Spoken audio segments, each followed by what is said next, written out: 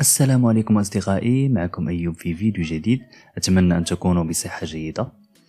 شرح اليوم سيكون شرح لطريقة تصغير حجم الفيديوهات الكبيرة عن طريق برنامج VLC Media Player.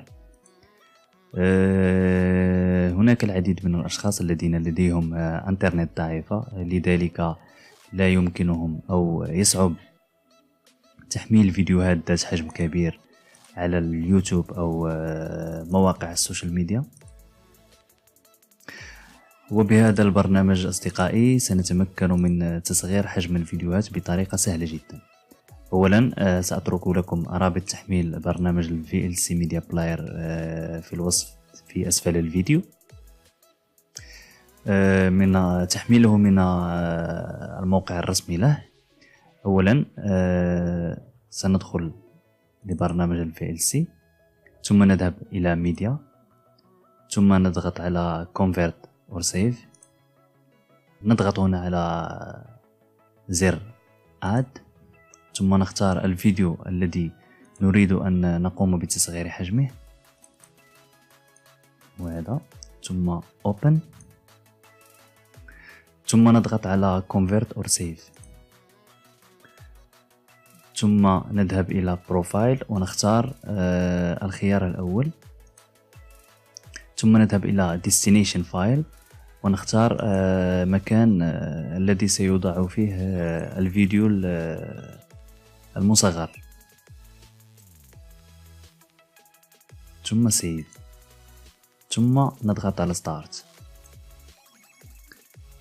والآن سيبدأ البرنامج بتصغير حجم الفيديو. سأسرع الفيديو لكي لا يكون طويلا جدا، وبعدها لنرى الحجم الذي أصبح به الفيديو. الجميل في هذا البرنامج هو رغم تصغير تقريبا 50% تصغير حجم الفيديو، تبقى جودة الفيديو رائعة جدا.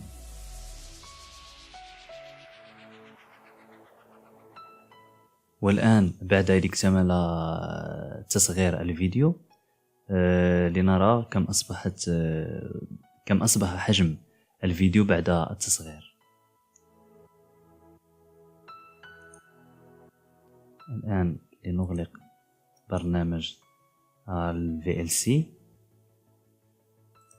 هذا هو حجم الفيديو الأصلي 970 ميجا بايت، وهذا حجمه بعد التصغير 468 ميجا بايت، يعني تقريبا النصف.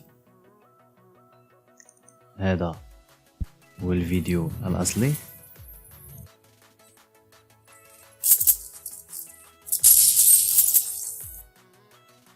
وهذا هو الفيديو المصغر.